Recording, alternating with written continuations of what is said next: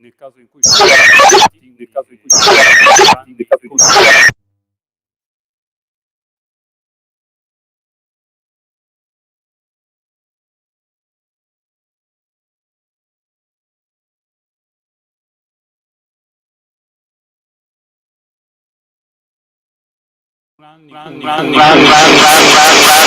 riguarda i rapporti tra dell'edera, cinema e televisione, o meglio per quanto riguarda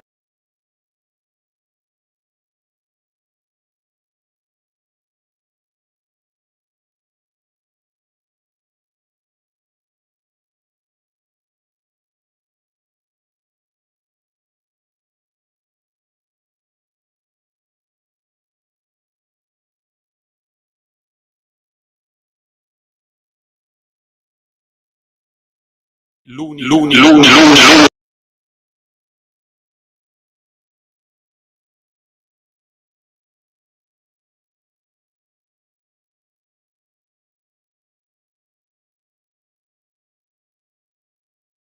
Antioco Floris. Possiamo cominciare.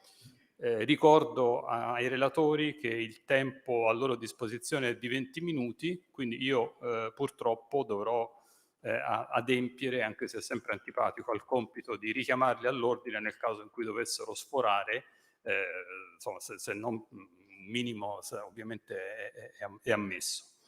Cominciamo con Maria Bonaria Urban, a cui lascio il posto perché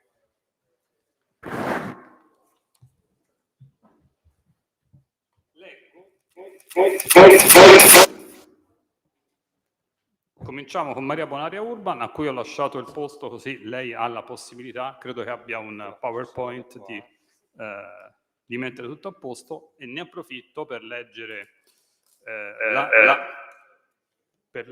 la mini biografia che gentilmente mi è stata fornita dagli organizzatori del convegno. Maria Bonaria Urban è Senior Lecturer presso il Dipartimento di Studi Italiani dell'Università di Amsterdam. Attualmente ricopre l'incarico, lo dico in italiano, di direttore, anzi di direttrice, degli studi in storia al Royal Netherlands Institute in Rome. Si occupa prevalentemente di storia culturale, di letteratura e di cinema. Tra le sue pubblicazioni sul cinema sardo si ricordano il volume Sardinia on Screen, The Construction of the Sardinian Character in Italian Cinema del 2013 e il capitolo Spazi urbani e dintorni per un'estetica della marginalità nel cinema italiano contemporaneo, incluso nel volume Viaggi minimi e luoghi qualsiasi, in cammino tra cinema, letteratura e arti visive nell'Italia contemporanea, a cura di Jansen, Lancelot e Spunta, casa editrice Franco Cesati, molto recente, del 2020. Lascio la parola a Maria, do la parola a Maria Bonaria. Sì.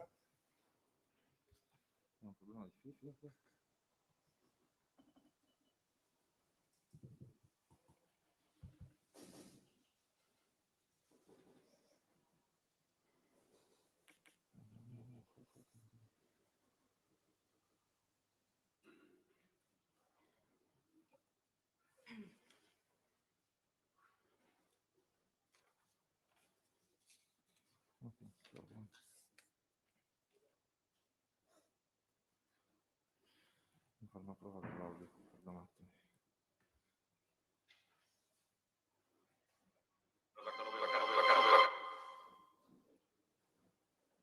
C'è un problema a leggere il sì, sì, infatti.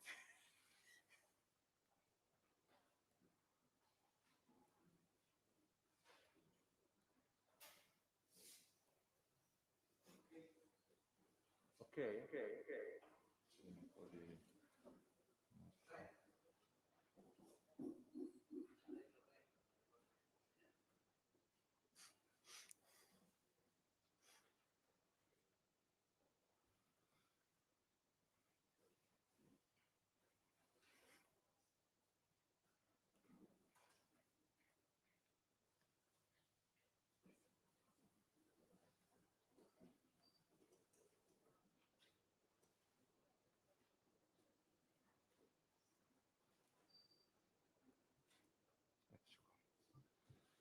Vediamoci. No. Grazie per la presentazione da Bruni. Un ringraziamento molto sentito nei confronti degli organizzatori di questo convegno. Un onore per essere qui. Ho studiato a Cagliari, mi sono laureata ormai nel 92, quindi insomma sono passati quasi 30 anni, quindi fa il suo effetto tornare in questa università. Un grazie anche a Antioco Floris che mi ha invitato a partecipare a questa sessione sul cinema. Nel mio intervento il nome, diciamo, il mondo dell'ediano, faccio una precisazione, si riferisce naturalmente a quello cinematografico. Stamattina, durante l'intervento di questa mattina, sono stati diversi riferimenti a concetti e temi che in maniera ritornano anche nel mio intervento sulla rappresentazione della Sardegna al cinema. Per questo motivo cercherò di concentrarmi su quello che secondo me è veramente importante nell'analisi di questa produzione cinematografica, che in senso stretto è limitata, nel senso che sono pochi i film che si ispirano direttamente ad opere dell'Ediane, ma l'immaginario sardo che arriva al cinema è comunque mediato, questa è un po' l'idea generale, viene mediato proprio dalla produzione letteraria della Deledda, da una produzione che in realtà letteraria nel senso più vasto del termine. Per questo motivo pensavo che poteva essere interessante però allargare lo sguardo e vedere soprattutto come si inserisce questo immaginario delediano nel cinema, vedendo quella che è la produzione culturale pre-delediana, quindi quello che è l'immaginario sardo prima che arrivi la Deledda nello scenario europeo. Secondo, collegare questo al discorso di costruzione di identità attraverso letteratura e cinema, facendo riferimento a quelle che sono le teorie sulle memorie culturali, e infine una piccola breve riflessione sulla questione dello sguardo, che mi sembra fondamentale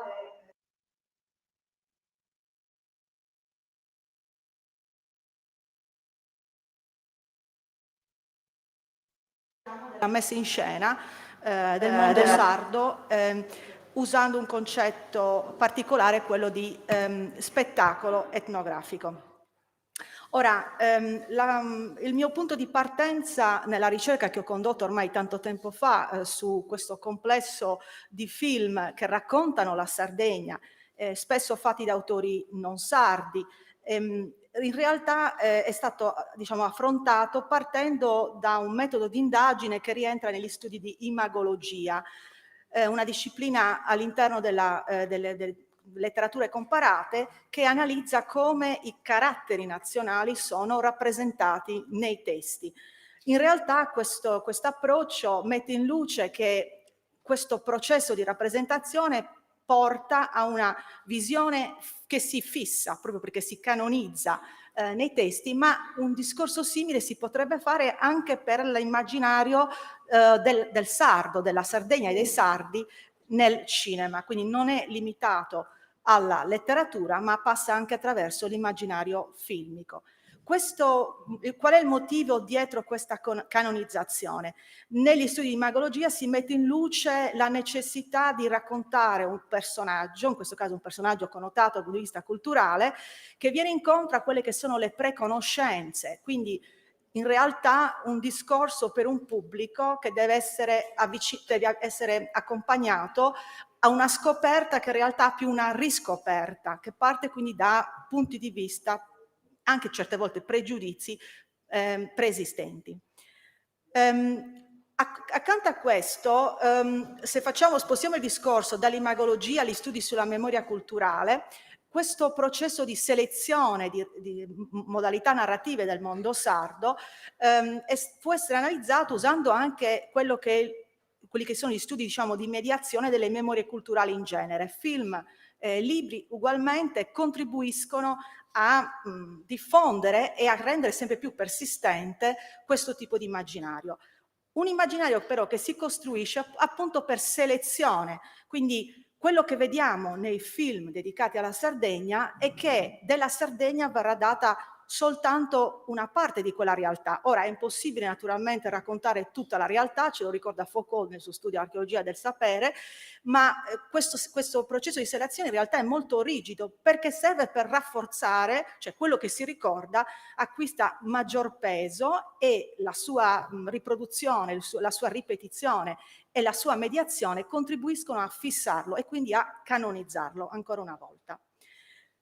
Volendo semplificare in poche parole che tipo di rappresentazione emerge dalla produzione cinematografica sulla Sardegna, inclusi film ispirati ai testi di Grazia Deledda, con una o due eccezioni forse, si potrebbe dire che l'immaginario del cinema corrisponde esattamente all'immaginario che emerge dalla cultura europea pre-deleddiana, che è un immaginario che punta sulle categorie del primitivo e dell'esotico, modalità che nel cinema poi saranno anche tipiche della rappresentazione, diciamo, del meridione italiano, ma sono identiche anche in quello che è l'immaginario dei documentari, per esempio, sui popoli coloniali.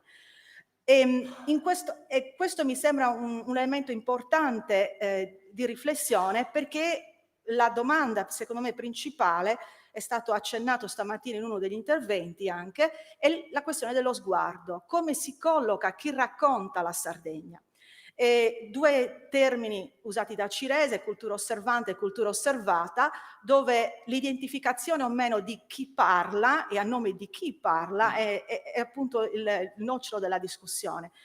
Da questa produzione cinematografica emerge uno sguardo che è sempre considerato come alterità, cioè chi parla non si identifica nell'oggetto della narrazione, per cui assume una posizione giudicante, non esiste descrizione che non sia anche valutazione, quindi giudizio sull'altro, e quindi una posizione di tipo etnocentrico. Ora, i film, per entrare più nello specifico del film, nei film la Sardegna è quindi rappresentata soprattutto come diciamo, un'alterità radicale, insormontabile.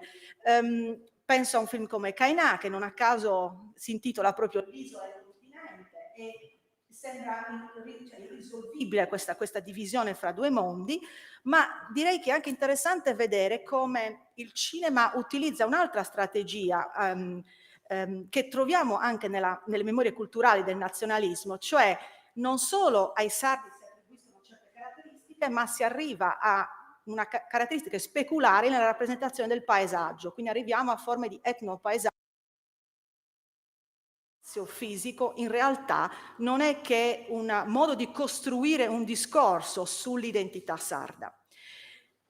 Dal momento che in questi film la posizione di partenza è quella che la Sardegna è una terra bizzarra, strana, diversa, altra, allora la modalità di narrazione che viene riproposta in questi film è esattamente la stessa di un genere letterario che domina, come quello della letteratura di viaggio. Allora la narrazione diventa una sorta di viaggio di esplorazione, dove i confini fra esplorazione e propositi di colonizzazione si confondono spesso, dove anche la ricerca, o meglio la rappresentazione dei mezzi di trasporto nei film, c'è una progressione da mezzi di trasporto più moderni, più si entra nell'isola, più si adottano mezzi di trasporto lenti, quindi a dare il senso della regressione in un tempo altro, in un tempo senza tempo, potremmo dire. E poi una terza connotazione che attraversa in realtà tutta la cinematografia fino alla contemporaneità, che è la rappresentazione della Sardegna come altro, come ultima frontiera, quindi come Far West. Non è un caso che molti film scelgono il genere del western o introducono elementi del western per rappresentare una Sardegna di questo tipo. Ora, se noi guardiamo come è stata rappresentata questa Sardegna già nella letteratura europea, qui pochi esempi dell'Ottocento, vediamo che i riferimenti sono proprio al fatto che non si conosce, tutte queste persone o molte altre persone nel frattempo verranno in Sardegna, quindi c'è già quasi una cosa retorica, i riferimenti a un tempo fermo, una terra che vive in un'altra dimensione temporale, l'idea del viaggio di scoperta in senso esplicito, il mistero che avvolge questa terra e appunto tutto l'insieme di una terra strana che è periferia del mondo della modernità.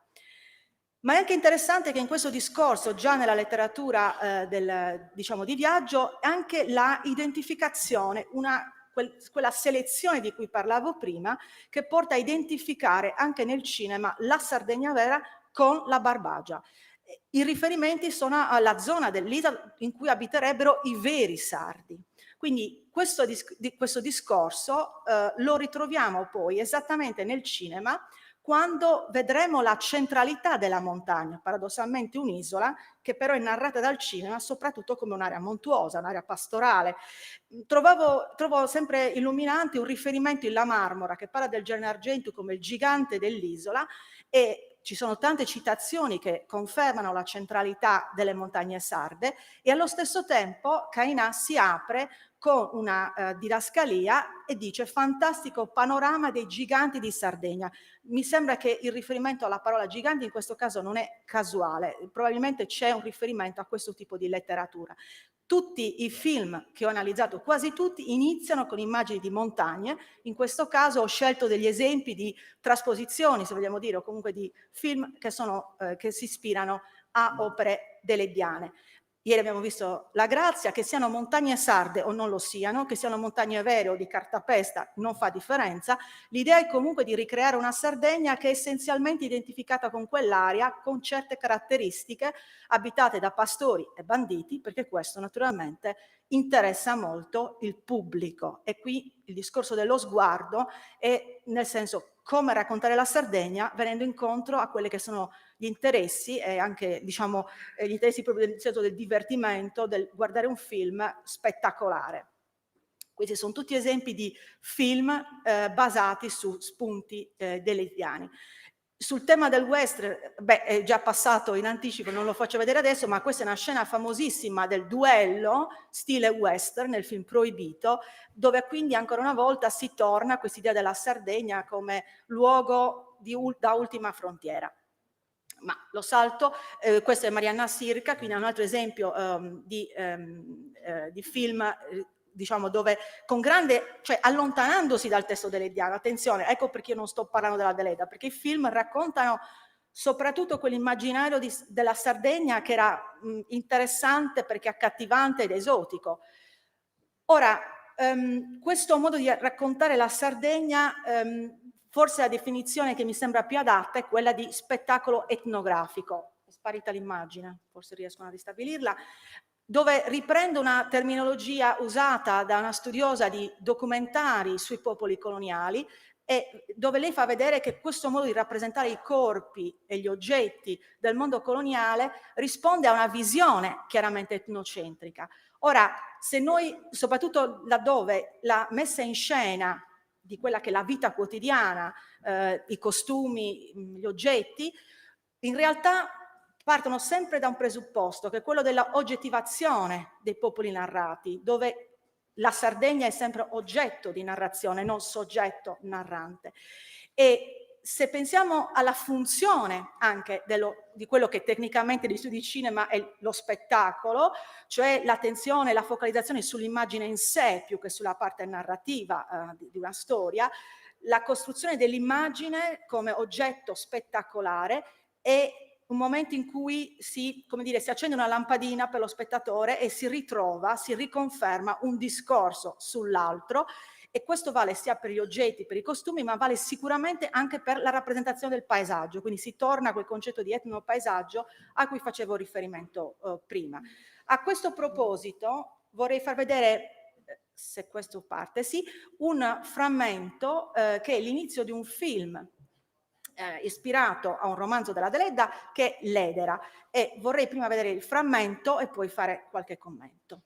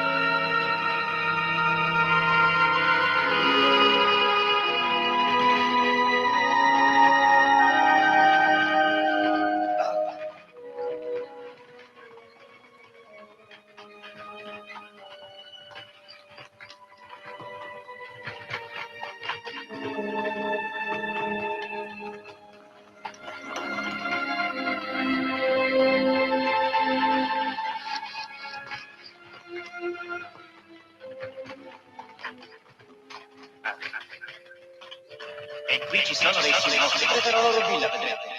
Sarà, ma ho paura che non ci rifacciamo nemmeno le spese.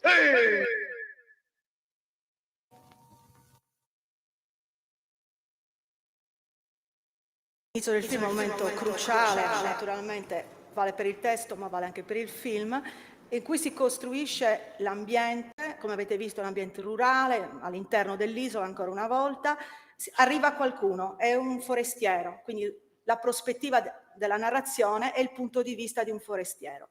E che cosa vediamo di questo mondo?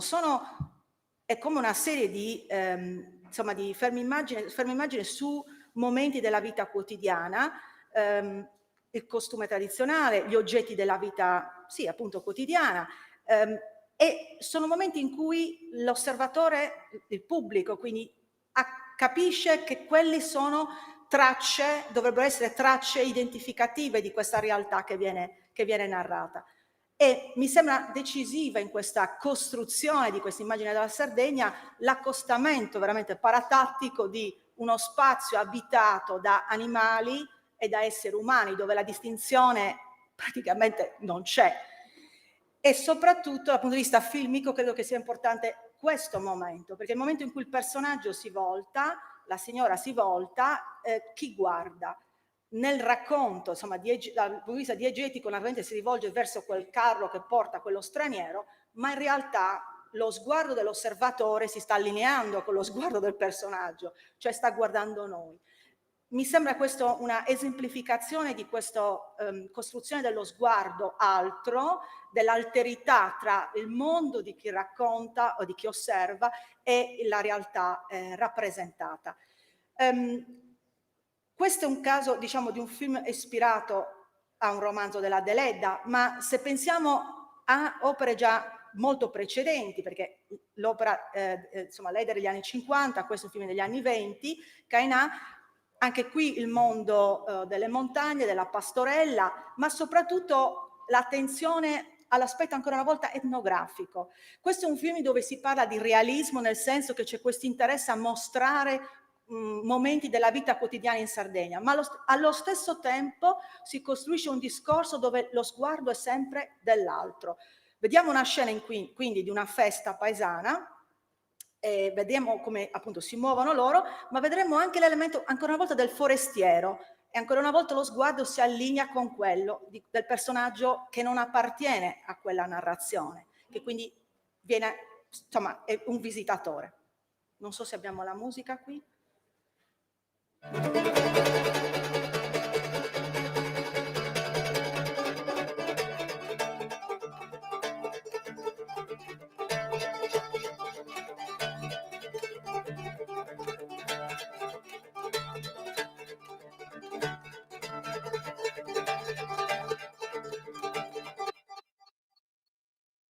I personaggi stranieri che stanno osservando, quello è il punto di vista della narrazione. Ora, questo della danza è uno di quei casi esemplari, direi, di selezione di situazioni, temi, motivi che ritornano costantemente nei film e che diciamo, in un certo senso possono essere la trasposizione di questa idea diciamo, dello sguardo etnografico, se pensiamo non solo all'idea della Tobin Roni, ma soprattutto al testo di Paolo Orano. Paolo Orano, un contatto importante per la Deledda, quando scrive Psicologia della Sardegna, descriverà la danza, il ballo sardo, con un discorso che è chiaramente di tipo, cioè una visione primitiva della danza che richiama epoche barbariche e selvagge, e il confronto è l'Africa nera, la Nuova Caledonia, la Tasmania e l'Australia. Quindi mi sembra interessante come elemento di riferimento. Qui trovo soprattutto un riferimento a quello che ha detto Giulio Caucci stamattina, quando parlava dell'importanza diciamo, degli studi etnografici, che la Deledda vive in prima persona perché contribuisce anche a costruire questo repertorio diciamo, sulle tradizioni sarde, ma mi sembra fondamentale perché diciamo, la Deledda capisce che quella è la direzione, ma è anche diciamo, quello che legge il pubblico del suo tempo, quello che si diffonde. Quindi questo mi sembra interessante come contatto non solo quindi la fiction, che sia narrativa che cinematografica, ma anche il discorso in rapporto alla pubblicistica scientifica, proprio del passaggio tra 8 e 900. Il tema del ballo poi tornerà in tutti i film, declinati in maniera sempre diversa, con funzioni spesso anche di semplice cameo. Ancora una volta è la rappresentazione in sé che interessa, non la sua funzione narrativa. E non è un caso che Antioco ha studiato intanto questo film, ma in Bandito e Orgosolo la scena del ballo la percepiamo attraverso un personaggio, Pepe, il personaggio diciamo il bambino, il protagonista, e ci è negata la visione dei costumi sardi, la parte più spettacolare, più affascinante, ma vediamo una dimensione più di quotidianità, cioè sono i gambali, i piedi delle persone che si muovono e danzano, ma è una rappresentazione molto diversa rispetto a quella che abbiamo visto nei film precedenti. Lo stesso vale per rappresentazioni di processioni religiose, insomma tanti temi legati alla spettacolarizzazione degli elementi della cultura popolare che erano in funzione del pubblico, che erano appunto spettacolari, come dice il termine.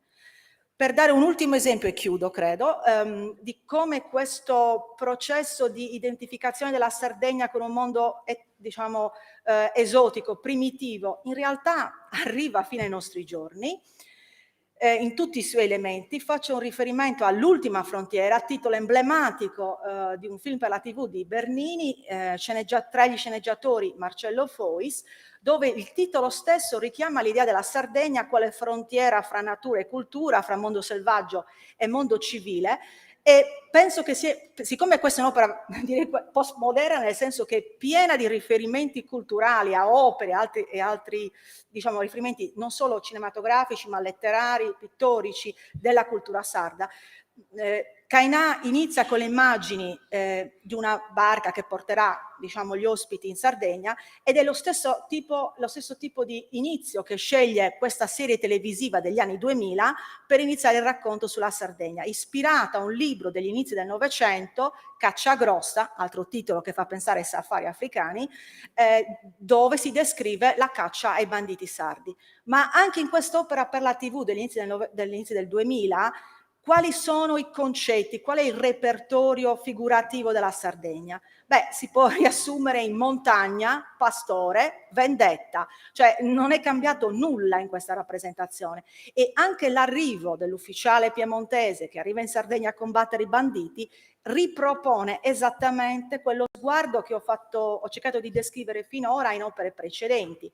Se noi guardiamo l'arrivo al porto dell'ufficiale, è una sorta di sfilata della sardità, o meglio, di quella che viene chiamata sardità. Vediamo, adesso arriverà subito, lo sguardo dell'ufficiale, e dove si poggia questo sguardo? L'uomo col fucile, le donne in costume, i gioielli sardi, e questo, ecco, immagini che parlano da sole, al di là della narrazione stessa, proprio per indicare che la spettacolarizzazione è importante, parla a un pubblico che conosce già questo immaginario, e soprattutto direi non solo racconta qualcosa che si sa già, ma forse ci dobbiamo interrogare che senso ha raccontare queste cose oggi, dove forse anche un certo cinema, anche recente, che vuole recuperare gli ambienti regionali, locali, ha anche funzioni economiche.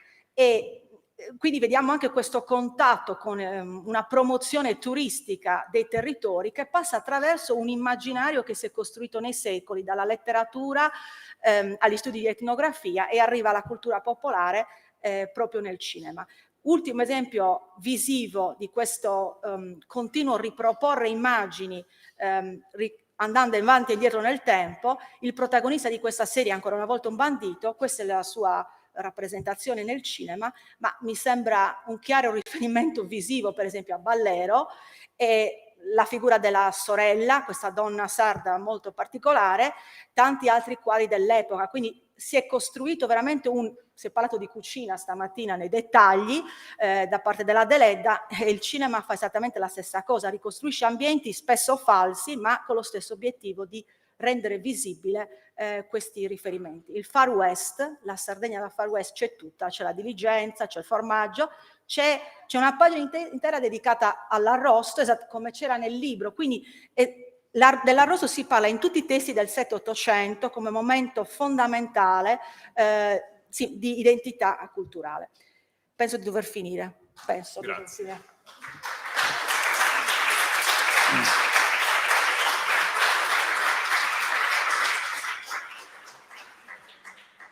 Dunque io ringrazio molto Maria Bonaria perché il suo intervento è stato davvero il suo contributo è stato davvero molto denso e direi anche stratificato, nel senso che ha saputo proporre alcune questioni di carattere generale, anche con una implicazione teorica, però poi è scesa nel dettaglio dell'analisi, quindi è riuscita a tenere assieme piani diversi. Mi scuso pubblicamente con lei, perché la mia funzione qua oggi è molto semplice e io sono riuscito a non leggere il titolo della sua relazione. Non so se abbia senso farlo ora, lo faccio lo stesso, come sorta di è un modo per chiedere venia.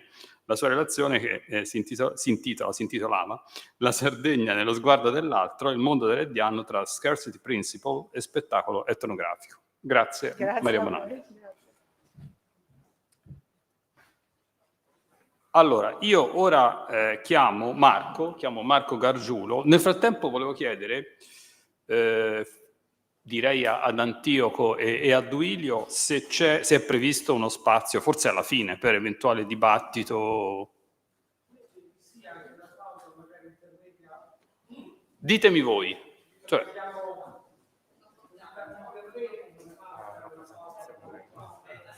certo, quindi dopo Antonello, perché saremmo a 4 ottavi, a metà. Perfetto. Va bene.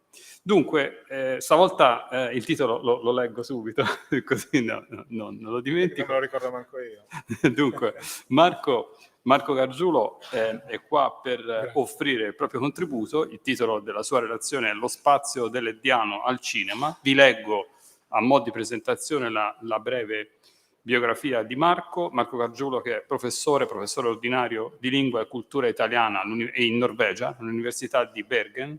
Si occupa principalmente di sociolinguistica, concentrandosi su plurilinguismo e rappresentazione cinematografica, e sul rapporto tra varietà linguistiche e spazio sociale, sui linguaggi delle culture e subculture giovanili. Tra le sue ultime pubblicazioni, lavori sulla glottofagia e il camouflage linguistico. Leggo, nel 2020 ha curato assieme ad Antioco Floris, un numero speciale dell'Avventura, la rivista L'Avventura, intitolato In cerca del reale, lingue e linguaggi delle narrazioni audiovisive dal cinema al web, e nel 2021 con Jorn Korzen e Asta Aukas il numero speciale di Globe, a Journal of Language, Culture and Communication, dedicato al plurilinguismo.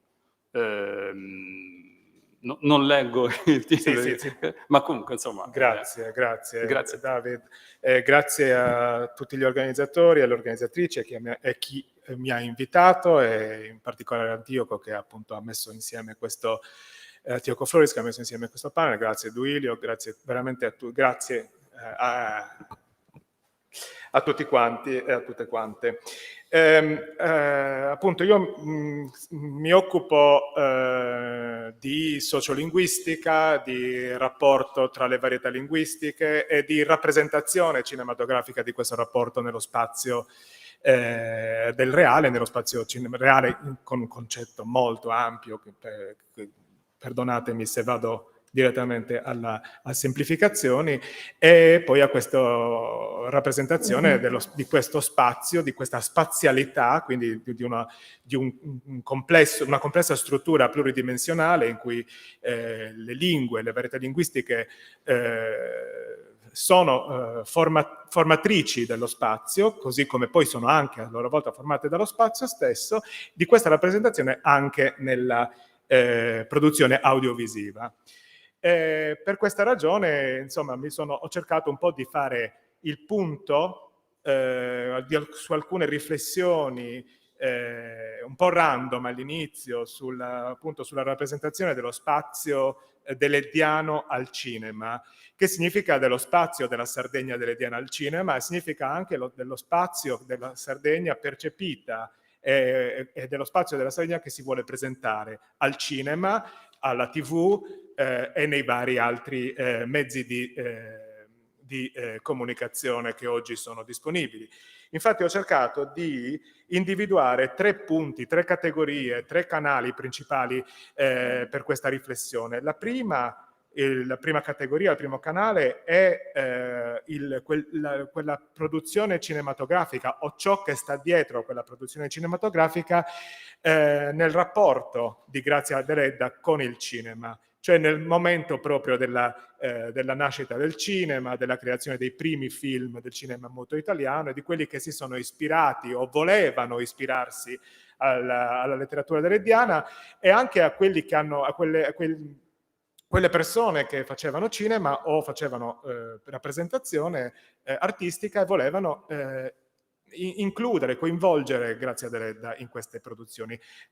Tra tutte, naturalmente, Cenere, che è emblematico anche perché poi, come sappiamo, c'è un carteggio tra Eleonora Duse e Grazia Deledda che coinvolge proprio la creazione artistica, del momento performativo, della ricerca dei personaggi, della ricerca dell'attrice Eleonora Duse nei personaggi, nello spazio proprio deleddiano. Quindi questo ci mette in relazione tra anche fatti privati, fatti anche molto intimi, lettere molto, molto belle già di per sé.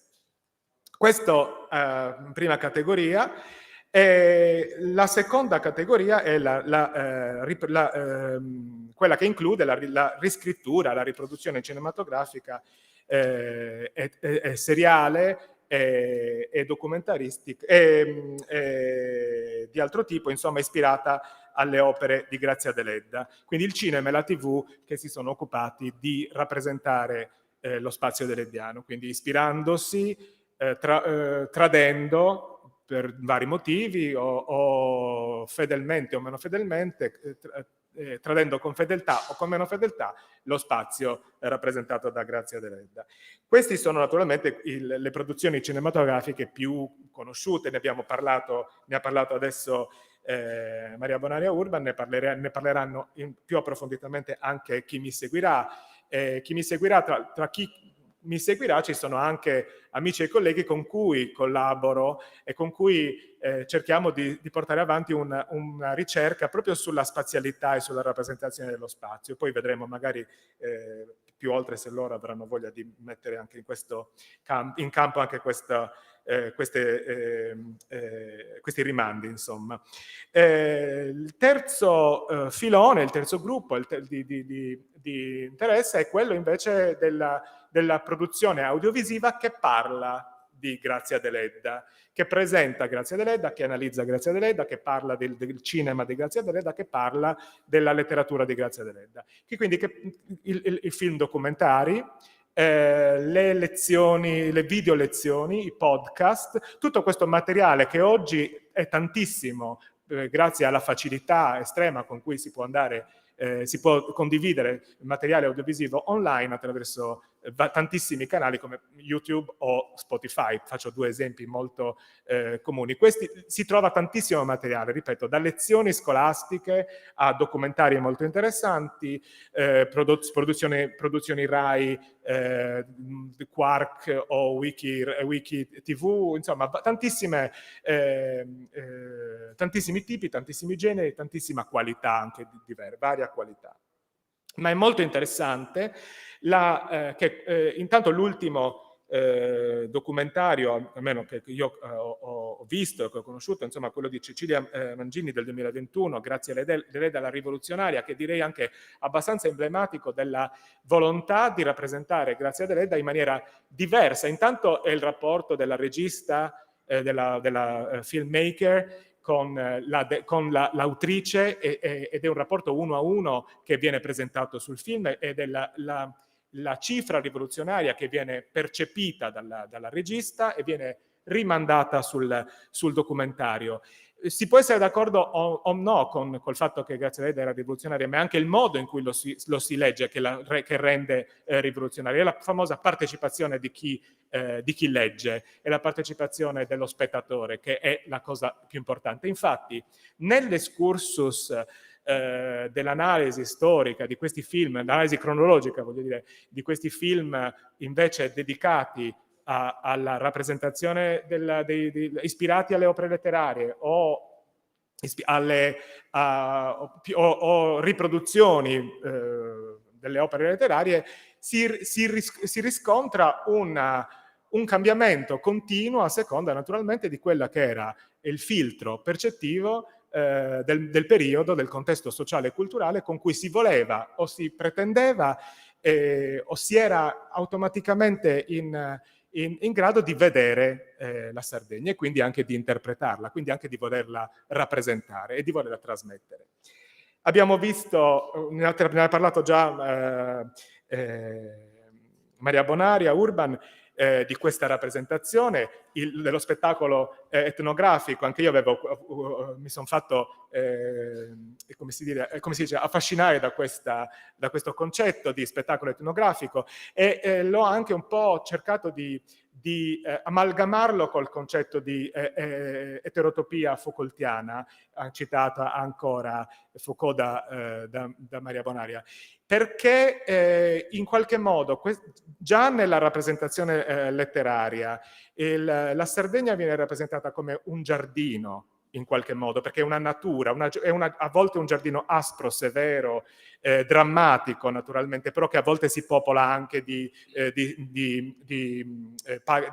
tratti pagani, di spiritualità, di spiriti, di folletti, insomma di magia tradizionale, ma è fondamentalmente un giardino protetto. Ogni volta che in questo giardino ci si collega alla storia, quella con la S maiuscola, cioè al passato o al presente, collegato ai personaggi che sono dentro, scoppia qualche dramma, scoppia qualche trauma, cioè si riapre qualche trauma, qualche ferita che era nel momento della sospensione eterotopica era appunto sospeso perché stava in un altro luogo. L'altro luogo viene interrotto e i collegamenti col mondo reale sono con il peccato, con il pentimento, con l'impossibilità di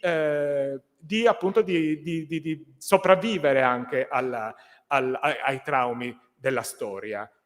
In questa ancora una volta con la S maiuscola, perché poi i personaggi si caricano di elementi del giudizio sociale e qui allora mi viene in aiuto sicuramente il concetto di habitus di Bourdieu. Per cui anche ancora una volta, ti cito ancora perché anche l'immagine del ballo mi aveva suggestionato proprio nella rappresentazione dei corpi e proprio nella rappresentazione dei corpi e del ballo che Bourdieu fa riferimento in queste riproduzioni delle tradizioni popolari che sono utili per Bourdieu a trasmettere habitus sociale, quindi a trasmettere organizzazione sociale, a trasmettere rapporti di dominio, rapporti di potere. In queste riorganizzazioni, in queste rappresentazioni noi abbiamo un'altra volta, in quelle cinematografiche, soprattutto quelle fino agli anni 60 e 70, abbiamo la rappresentazione senza criticità, senza mettere in dubbio i rapporti di potere che invece Grazia Deledda pone come problematici. Il problema dei rapporti sociali nel cinema fino a un certo punto è totalmente annientato, totalmente escluso e non è interessante perché non serve a rappresentare questa idea della Sardegna magica, della Sardegna ancestrale, di questo spettacolo etnografico.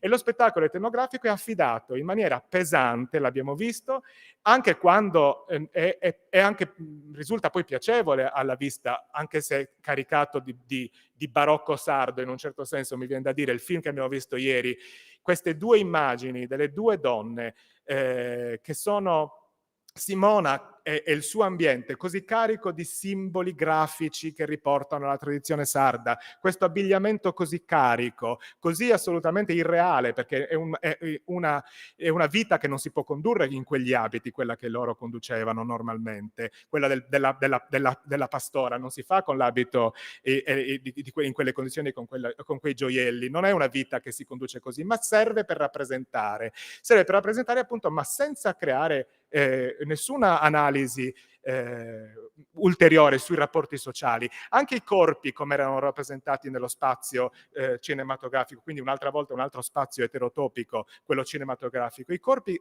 rappresentati lì con gli uomini che fanno una figura abbastanza banale, perché sono tutti quanti banalizzati, sono sguardi e in qualche modo sottomessi al potere della società, quindi ovviamente del giudizio, ma che è gestito comunque da Simona in un certo modo, perché è Simona che dice perdono o non perdono, e l'altra, la femme fatale, che invece rappresenta ovviamente la modernità in quella meravigliosa rappresentazione scenografica in cui abbiamo dei bellissimi elementi di design dell'epoca che sono interessantissimi, carico anche quello moltissimo, perché in realtà poi quelle erano linee che erano molto più pulite, però lì c'era proprio un sovraccarico di elementi della modernità e della simbologia, iconografia della femme fatale, appunto. E anche lì un'altra volta l'uomo che soccombe a questa fascinazione, a questa maga Circe degli anni 30, degli 20-30, insomma 29, siamo lì. Ma quindi questa rappresentazione etnografica, questa spettacolarizzazione dell'etnografico, gli animali, gli abiti e questa fasciatura, oltretutto, sono anche movimenti sempre bloccati, sempre ingessati, questi dei personaggi di questi film, a parte qualche eccezione ovviamente. E naturalmente nessuna riflessione sulle varietà linguistiche, nessun problema che si pone sui rapporti sociolinguistici che si creano all'interno dei gruppi sociali, uomo-donna o generazionali, o interno straniero, forestiero o sardo, insomma. Qualche cosa c'è negli sceneggiati degli anni 50 e degli anni 60. In Marianna Sirca, Marianna, quando incontra Simone Sole dice Simone Sole sei, Simone Sole. Questo sono elementi di sardità, stereotipici di quello che lo spettatore italiano si aspetta alla televisione, naturalmente perché è uno sceneggiato televisivo, quindi nessuna rottura, nessuna provocazione linguistica, nessuna rottura di schemi, ma lo stereotipo dell'inversione dell'ordine delle parole tipica che ci si aspetterebbe nell'italiano regionale sardo, pronunciato invece con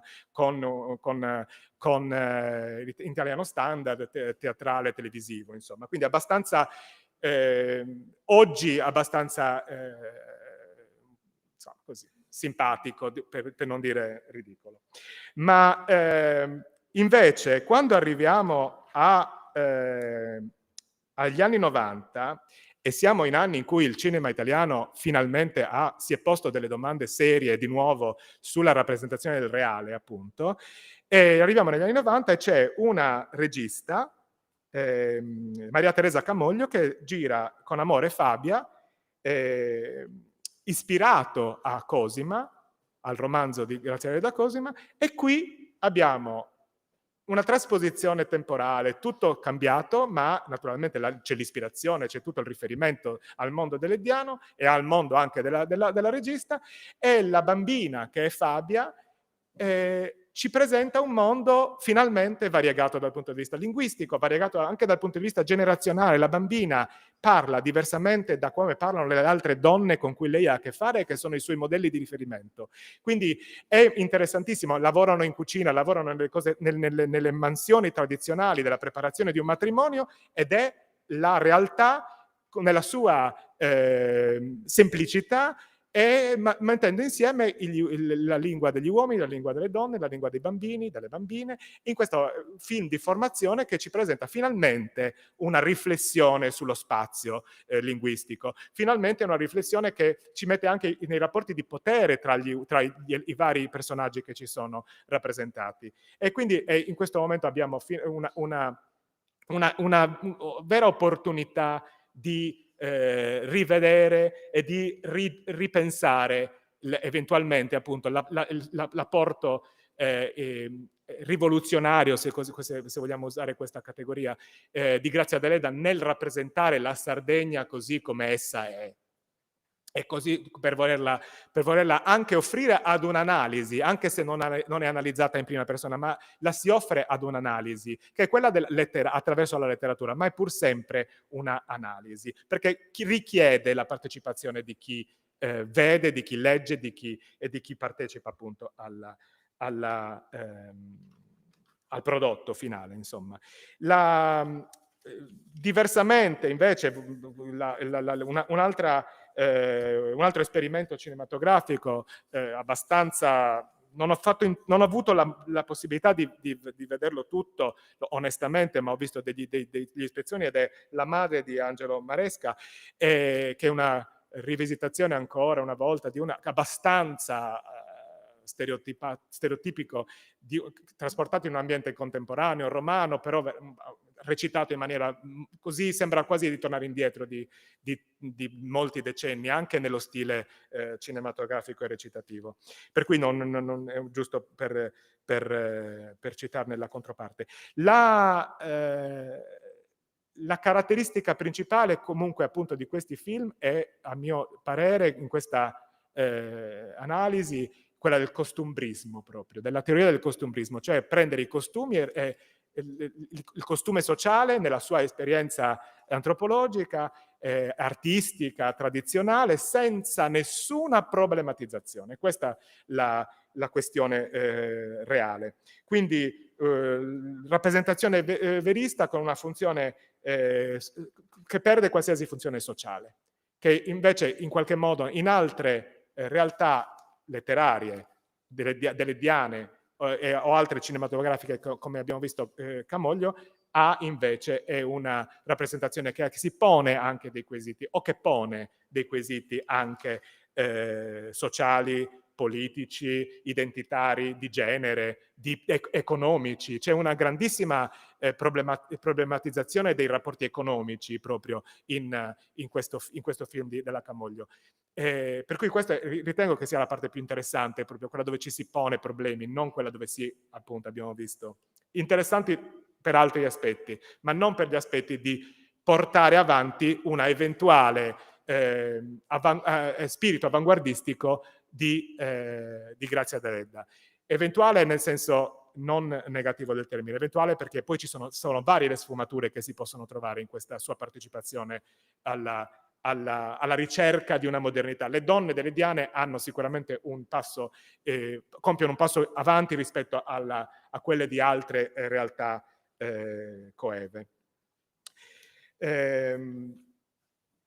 I documentari invece, i documentari, soprattutto quelli più recenti, per concludere, ci offrono un'immagine invece interessante, perché sono fatti, anche quelli fatti in casa, perché ce ne sono anche fatti in casa, e sono anche le videoconferenze, le video lezioni, sono tantissime.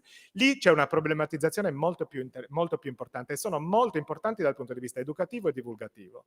Quelli che offrono anche delle immagini proprio di docufilm, come quello della regista che ho citato prima, adesso di Cecilia Mangini, è un documentario importante già dal titolo, perché pone una domanda e lo spettatore dopo si chiede: ma era rivoluzionaria? E questa è una funzione educativa enorme dal mio punto di vista, proprio perché pone questi quesiti sulla società del tempo e sulla società sarda contemporanea. Quindi questi tre filoni ancora meritano di essere analizzati, e anche poi ovviamente sono separati, ma gli intrecci tra l'uno e l'altro sono tanti e possono dare ancora ulteriori spunti di riflessione.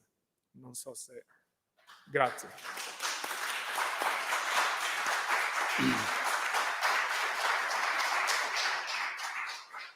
Io ringrazio molto anche Marco Intanto, anche se non è il motivo principale per cui lo ringrazio, perché hai parlato per 19 minuti e mezzo, quindi cioè, avevo qualcos'altro perfetto. da dire, però è vero. No, io infatti no, quindi Vabbè, un rispetto perfetto dei tempi, come peraltro anche Maria Bonari, a cui ho passato il fogliettino solo perché me l'aveva chiesto lei, con alcuni minuti di anticipo, ma lo ringrazio anche e soprattutto per il suo intervento, che tra l'altro, partendo da categorie specifiche che insomma potevano essere già in qualche modo intuite si potevano intuire dal titolo, direi che ha dialogato molto proficuamente con l'intervento di Maria Bonaria, come se già insomma si emergessero alcuni aspetti cruciali attorno a cui immagino che dopo verterà anche il dibattito. Quindi, grazie.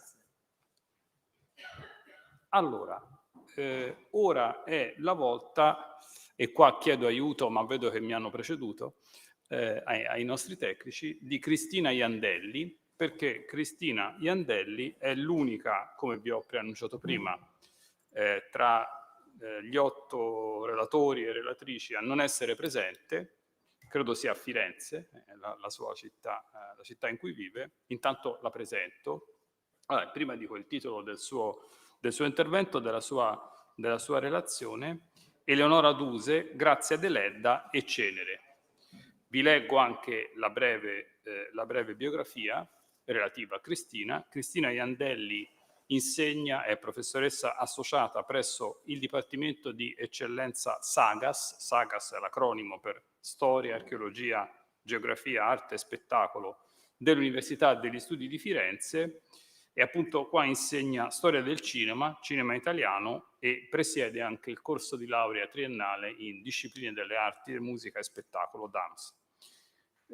Tra le sue ultime pubblicazioni, L'attore in primo piano, nascita della recitazione cinematografica, edito da Marsilio 5 anni fa, nel 2016, che ha conseguito un premio importante, il premio Limina nel 2017 per il miglior libro italiano di studi sul cinema. Ultima monografia che vi cito, Le dive italiane del cinema muto, edito originariamente dall'Epos, mi pare sia una casa editrice di Palermo, nel 2006, e poi ristampato da QE Press, Imola dovrebbe essere, 2019. E do la parola a Cristina, che penso che sia pronta per intervenire. Ciao Cristina. Ciao David, ciao a tutti e a tutte. Mi dispiace di non essere lì con voi veramente tanto, e quindi saluto anzitutto te, ma anche Antioco Floris e naturalmente Lucia Cardone, Luisa Cuzcu e Luca Bandirali e altre persone, insomma, che mi fa piacere salutare qua. Il mio intervento di oggi si intitola Eleonora Duse, Grazia Deledda e Cenere, e spero che vediate il mio PowerPoint, se mi potete dare un cenno, se è tutto regolare. Mi pare proprio di sì. Perfetto. Allora, anzitutto voglio presentarvi le 2 persone di cui stiamo per parlare. Questa è Grazia Deledda, ripeto l'anno di nascita perché servirà per un confronto giustamente generazionale, ripresa a Viareggio con il figlio Sardus nel 1914, e questa qua a fianco è Eleonora Duse, che è nata nel 1858, quindi è una generazione più diciamo così precedente quella di Grazia Deledda, fotografata da un grande fotografo nel 1910. Queste 2 personalità artistiche intrecciano il loro percorso proprio attraverso un romanzo e un film. Sapete tutti appunto il romanzo di Grazia Deledda, Cenere, e il film che vedremo adesso Eleonora Duse non ha diretto, ma ha diciamo così totalmente concepito. E quindi la prima questione da sollevare è che cosa abbiamo di recente scoperto su questa diciamo così collaborazione artistica. Secondo me le cose più interessanti negli ultimi anni si trovano fra le pagine di questa prima pubblicazione, per la prima volta, delle lettere di Henriette, la figlia di Eleonora Duse, cioè le lettere di Eleonora Duse alla figlia, pubblicate appunto da Marsilio nel 2010, curate da Maria Ida Biggi. Il perché spero di spiegarvelo a breve. Poi l'altra pubblicazione importante è una pubblicazione internazionale per, diciamo così, il centenario del film e che contiene appunto un'interessante lettura della parte delle lettere che sono legate a Cenere. E questo intervento di Maria Ida Biggi si intitola attraverso una frase di Eleonora Duse, l'arte del silenzio, con la febbre al cuore, dopo questa offerta di Griffith non ha segnato altro che film. E questo effettivamente è il punto da cui partiremo, cioè un'offerta che viene fatta alla grande tragica, alla grande attrice teatrale, proprio dal grande regista americano. E qui vi voglio far vedere la trasformazione di Eleonora Duse dal 1900 al 1920, perché questo ha a che vedere con la nostra cronistoria. Lei si ritira dalle scene a 51 anni nel 1909 e lo fa sostanzialmente per problemi di salute e soprattutto legati alla voce e quindi all'elemento centrale della sua professionalità. E nel 1915 riceve appunto da Griffith questa proposta di andare negli Stati Uniti a girare un film a quadri michelangioleschi sulla Cappella Sistina. E questo sogno del cinema segue appunto una serie di presenze dell'attrice nelle sale cinematografiche di periferia per vedere questa nuova arte, anche perché negli anni appunto diciamo così, al 1907 Giovanni Papini, suo amico, pubblica La filosofia al cinematografo e sono quindi questi anche anni in cui inizia a pensare al cinema come una risorsa artistica per ampliare la sua arte. E nel 1916, a 58 anni, sceglie il soggetto con cui arriverà per la prima volta sullo schermo, è appunto Cenere, pubblicato per la prima volta nel Trema, insomma lei lo riceve nel 1904, cioè dopo il 1904, e probabilmente appunto il tramite è Matilde Serao. Poi stipula un contratto con la società anonima Ambrosio di Torino fra il 5 e il 10 giugno del 1916 e infine a poco tempo dalla stipula di questo contratto inizia le riprese del film da luglio a ottobre fra Torino alla Distura, le valli di Lanzo, insomma la zona alpina vicino a Torino e le Alpi Apuane. Ma è interessante che dai carteggi emerge che nel periodo in cui lei sta pensando a questo primo ingresso nel cinema, la figlia si occupa per lei di darle delle informazioni importanti. Intanto gli manda un programma di sala di nascita di una nazione, il regista con cui non aveva poi potuto collaborare perché subentra la guerra e i viaggi non sono più possibili, e poi legge per lei, curiosamente, il primo libro americano di teorie del cinema, che è Art of the Film, The Moving Picture, scusate, di Vachel Lindsay. Ma a questo punto arriva proprio il momento di scegliere il soggetto.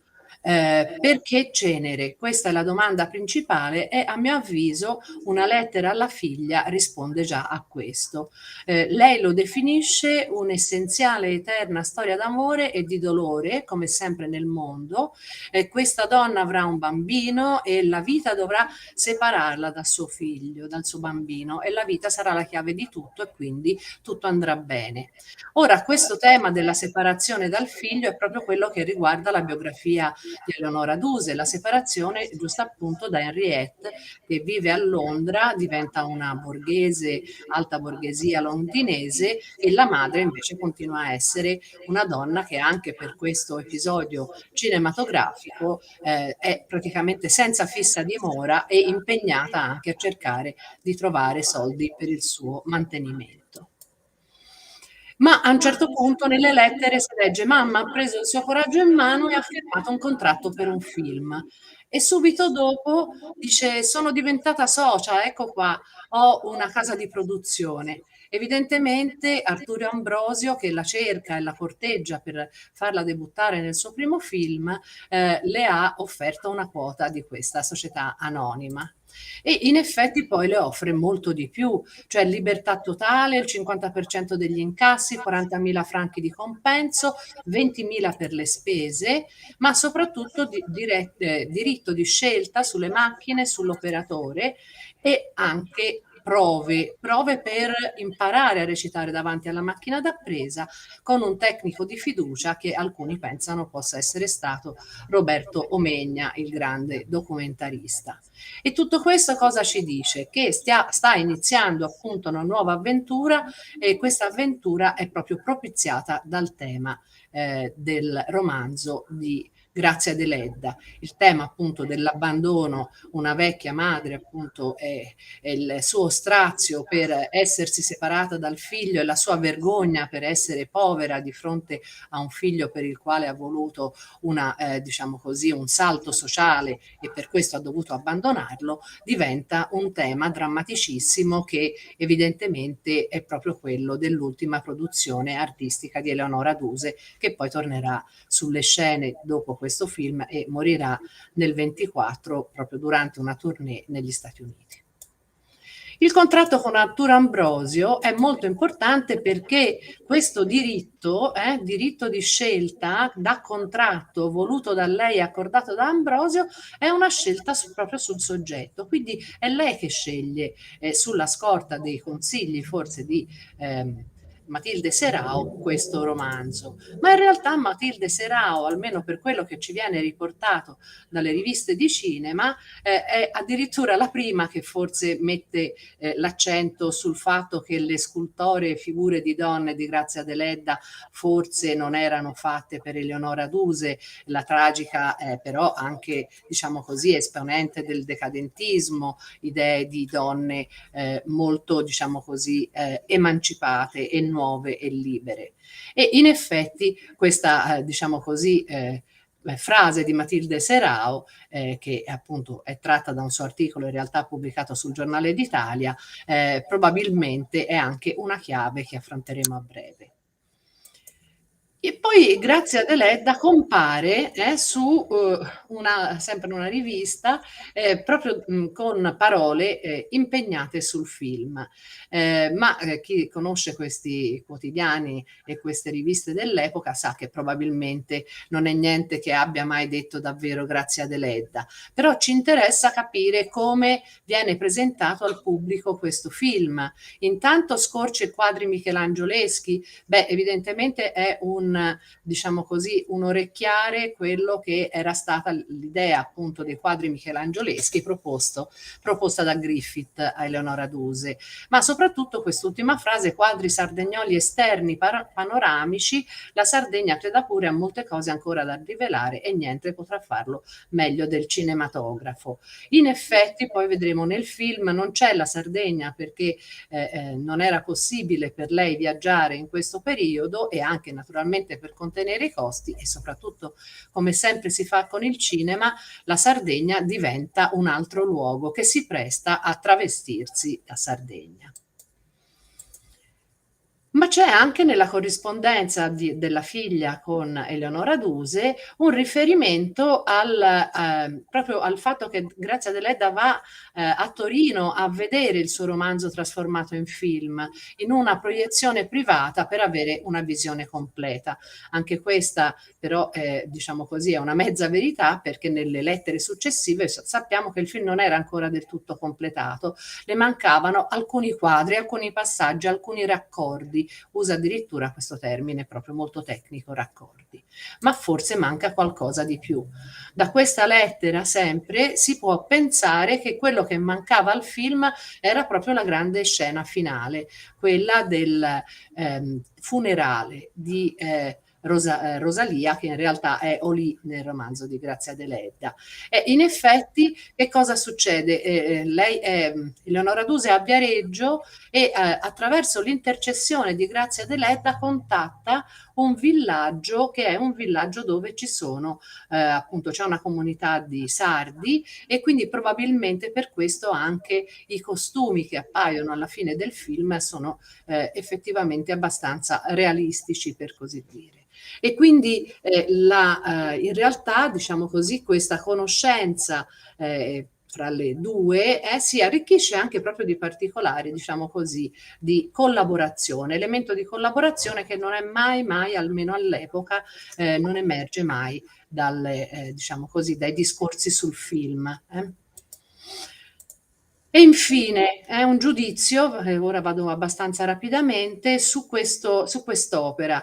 La prima in realtà a rendersi conto che forse qualcosa non aveva proprio funzionato è proprio Eleonora Duse, che dice che questo film è bello, triste, per questo è triste ma bello, un acquaforte con delle, diciamo così, con qualcosa di oscuro e luminoso. Evidentemente sì, il bianco e nero e poi anche una certa matericità proprio della ripresa cinematografica, però quello che all'inizio le appare luminoso, poi come vi scrivo qua, invece il 17 maggio del 1917, dopo che il film è uscito, diventa desolante, desesperante.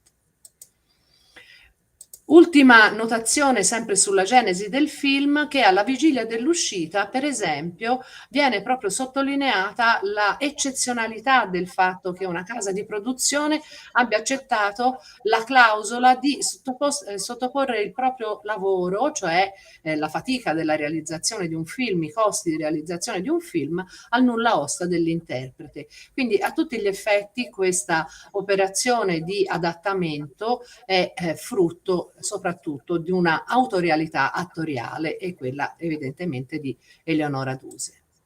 Vado veloce qua perché all'uscita del film subito gli spettatori vedono che Eleonora Duse nel primo quadro, quello che a oggi resta il primo quadro del film, mette una frase, diciamo così, un paio di frasi che vengono attribuite a Grazia Deledda. Cenere è la storia di una povera donna di Sardegna che, abbandonata dal primo uomo che amò, cacciata di casa, raccolta dalla pietà di un'altra donna, dopo anni di miseria, riconduce il figlio della sua colpa fino alla porta del padre di lui, perché solo il padre può dargli un avvenire di bene, e lei sparisce nell'ombra. Vedremo in poche immagini come l'ombra è veramente l'elemento centrale della messa in scena. Affido a lei, cara amica, questa storia di amore e di dolore, perché lei sola può illuminarla con la luce della sua anima e viverla con la sua grande arte sincera. E quindi evidentemente Eleonora Duse tiene a inserire l'elemento anche amicale, cara amica, una relazione che non è solo una relazione intellettuale e artistica, ma anche una relazione amicale. Ma diciamo lo shock degli spettatori è proprio quello di trovarsi di fronte, nel quadro che segue, a una Eleonora Duse incanutita, irriconoscibile, appunto aveva abbandonato le scene nel 1909, e questo suo saluto al nuovo pubblico attraverso l'inchino poi finale appare a molti critici già all'epoca una sorta di immagine spezzata, la continuità della fedeltà del pubblico alla attrice teatrale.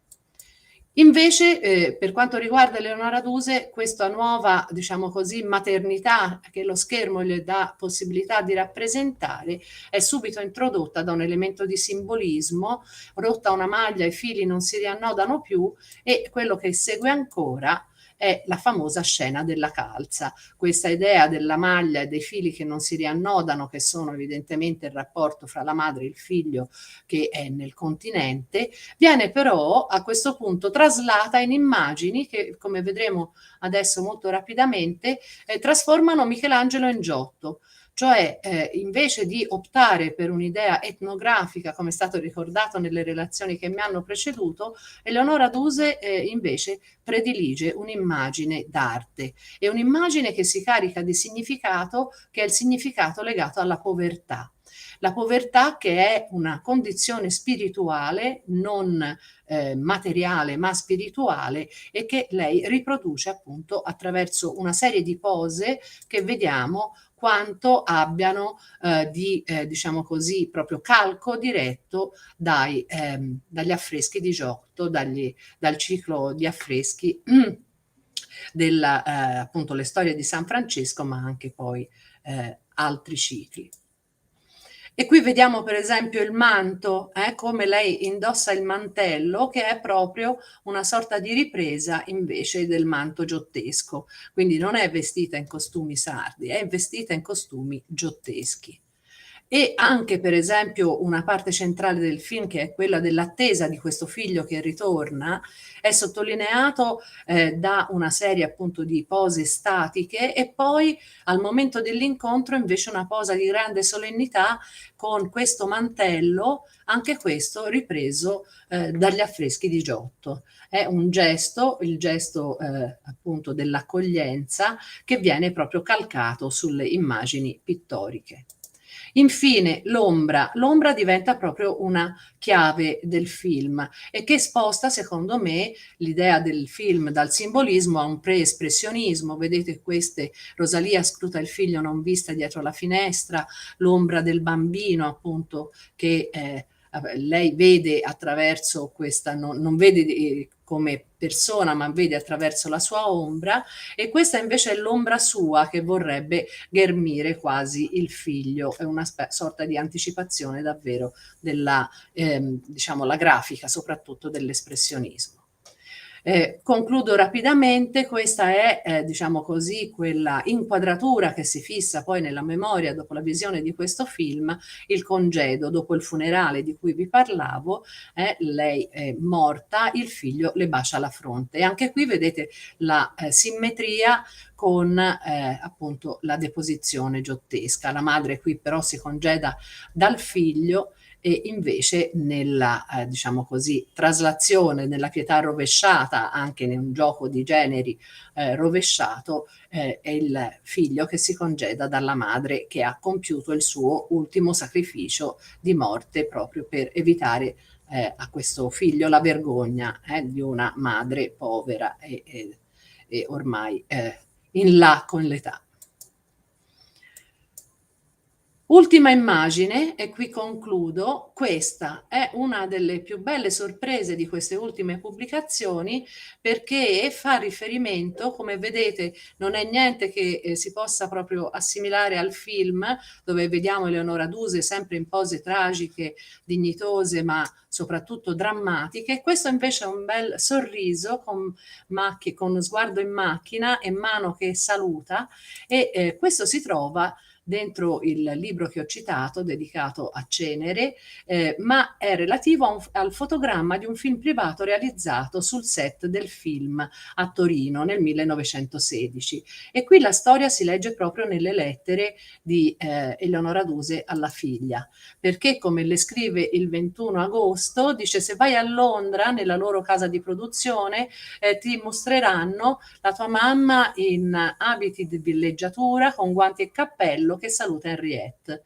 Ambrosio, cioè Arturo Ambrosio, il produttore, che è un uomo fine e di cuore, vedendo dalla tua lettera che avevi supposto che la mamma fosse malata, ti ha voluto fare questa cosa per rassicurarti. E così, con questo saluto della Duse ai pubblici che hanno anche attraversato adesso secoli e millenni, direi che posso concludere il mio intervento.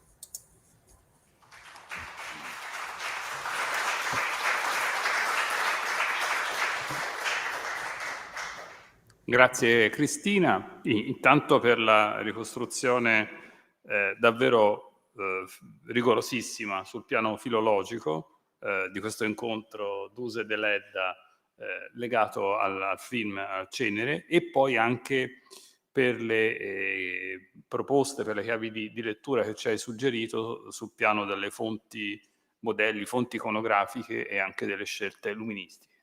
Grazie.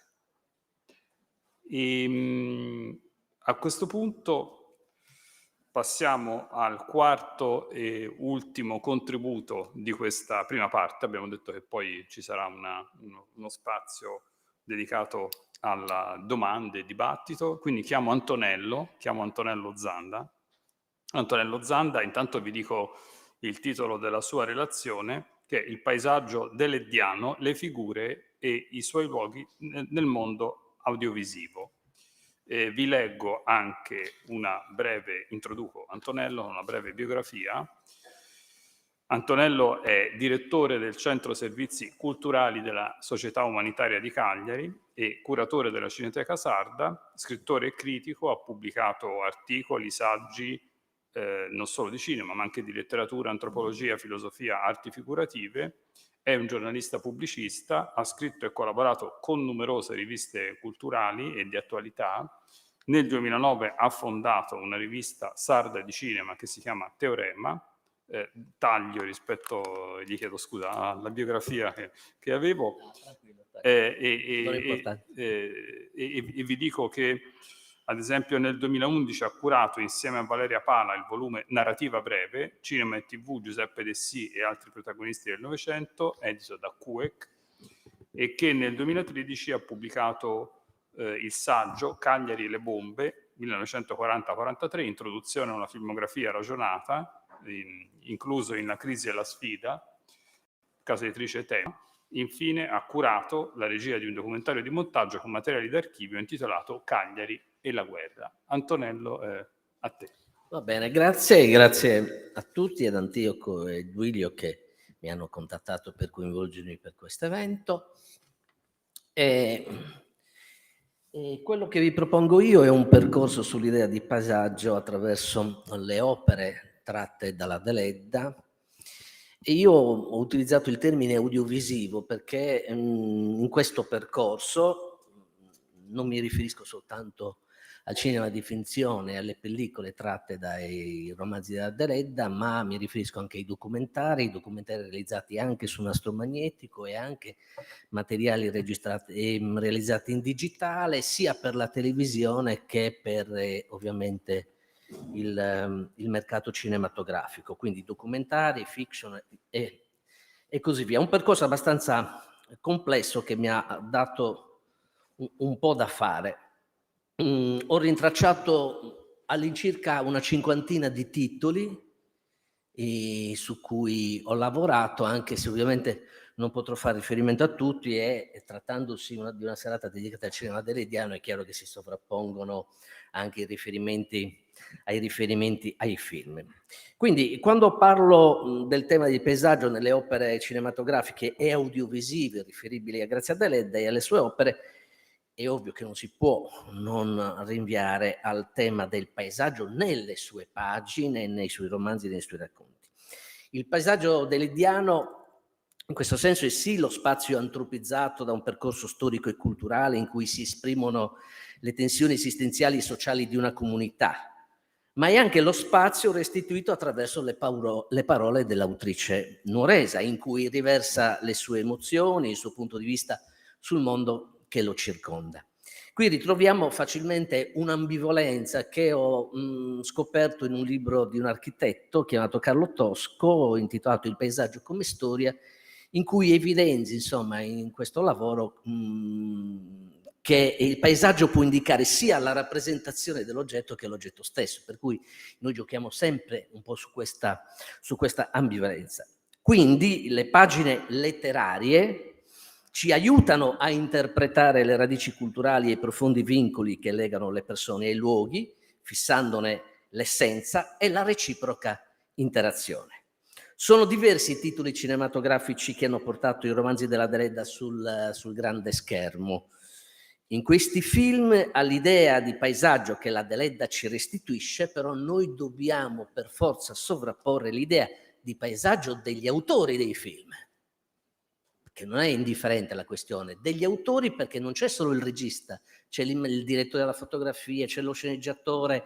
Tutte queste idee di paesaggio alla fine si mescolano insieme nel prodotto finale, che è appunto il film, che è tratto dal romanzo comunque della Deledda. Ma il tema del paesaggio nel cinema ha un suo specifico che brilla in complessità e articola ulteriormente questo intreccio spazio-figura.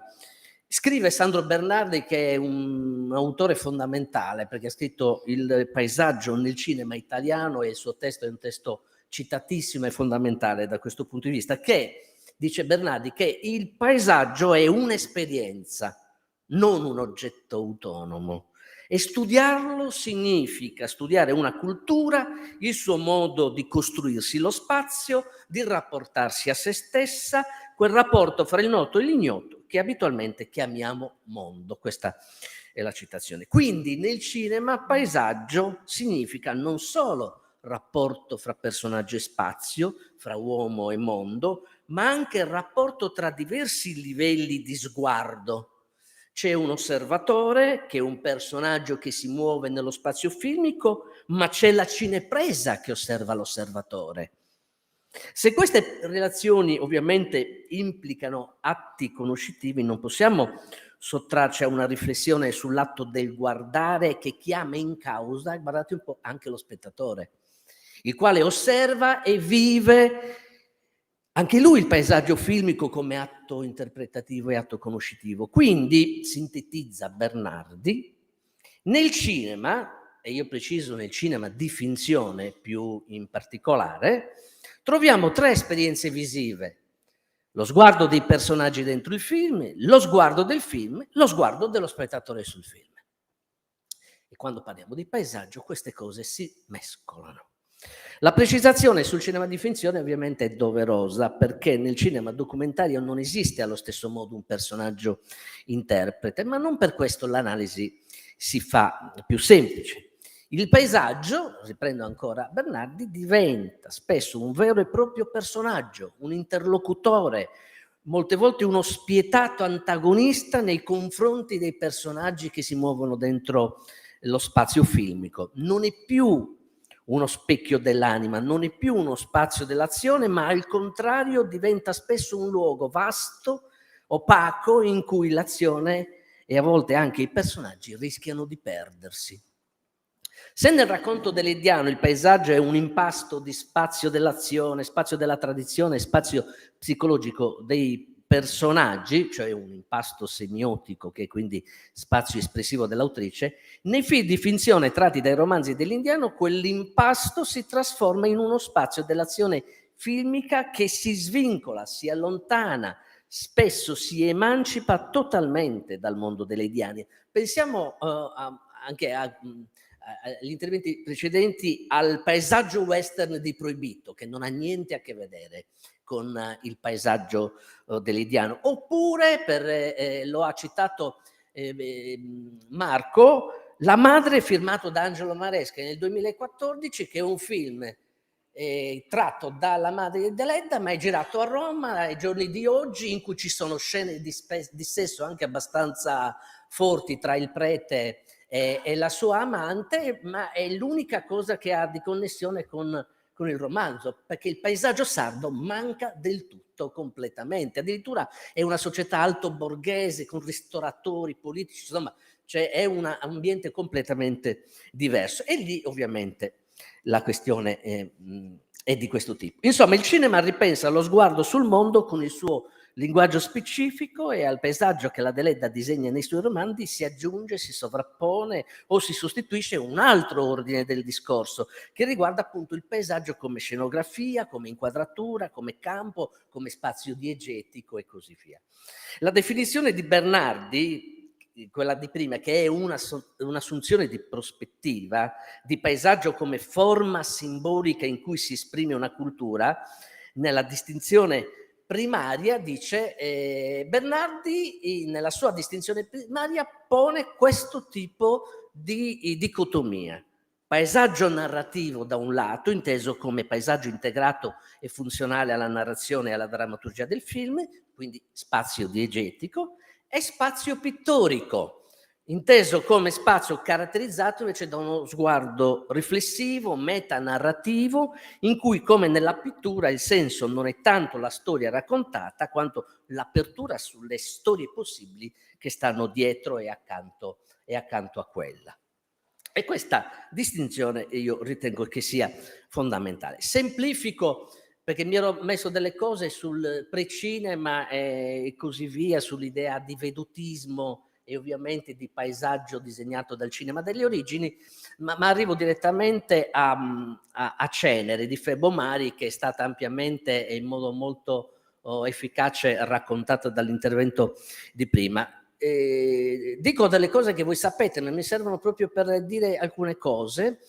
Il film di Fermo Mari è girato nel 2016 e non viene girato in Sardegna, lo sapete tutti, lo racconta molto bene Antonio Cara in un suo libro del 1984 intitolato Cenere di Grazia Deledda nelle figurazioni di Eleonora Duse, e una produzione peraltro dell'Etnografico, se non ricordo male. Cara nel suo libro riporta il carteggio tra Eleonora Duse e Deledda. E riporta questo passo in cui la Duse scrive a Viareggio ci sono 3 piccoli villaggi, siccome lei non aveva paura dei siluri e non voleva viaggiare, il film non è stato girato in Sardegna, doveva trovarsi un'altra location. A Viareggio ci sono 3 piccoli villaggi sulle Alpi Apuane che sono abitati da gente di Sardegna, questo lo dice Deledda alla Duse. E questo farebbe al caso mio. I mariti sono in guerra o in America per guadagnarsi il pane e la loro casa, per fedeltà e ricordo ai loro paesi d'origine, è fatta come in Sardegna. La stessa Grazia Deledda mi ha dato gli indirizzi e io sono corsa, questo contemplava molto bene il mio film, e io sono corsa insomma per prendere i contatti con loro.